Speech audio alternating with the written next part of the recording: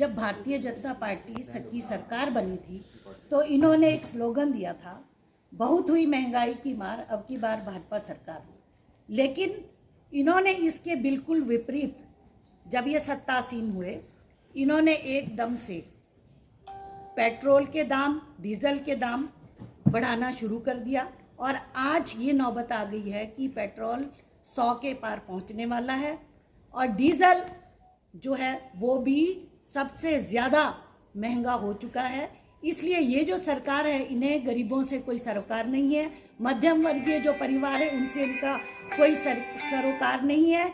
इसलिए ये जो सरकार है ये गरीब विरोधी सरकार है। और सबसे बड़ी बात आपने देखी होगी, डीजल का इस्तेमाल सबसे ज़्यादा जो है वो किसान जो है वो करते हैं और डीजल की कीमतों में किस तरह से बढ़ोतरी हुई है ये आप सभी लोगों ने देखा होगा। ये कहते हैं कि हम किसानों की आय को दोगुना करना चाहते हैं। क्या इस तरह से किसानों की आय दुगनी की मार थोप रहे हैं? चाहे वो डीजल की बात है, पेट्रोल की बात है, रसोई गैस आप देख लीजिए कि 50 रुपये इन्होंने एकदम से बढ़ा दिए हैं। तो आप समझ सकते हैं कि गृहिणियों को, मध्यम वर्गीय परिवार को अपना घर चलाने में कितनी मुश्किल हो रही है।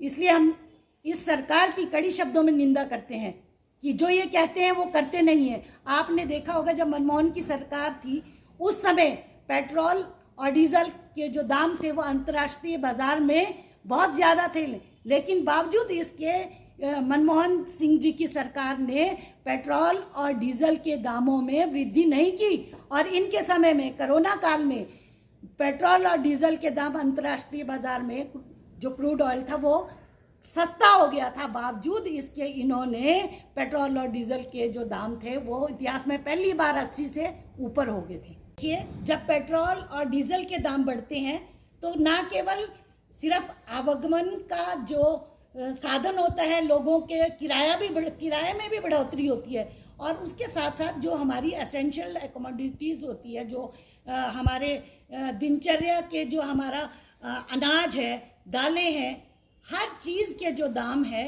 वो बढ़ जाते हैं।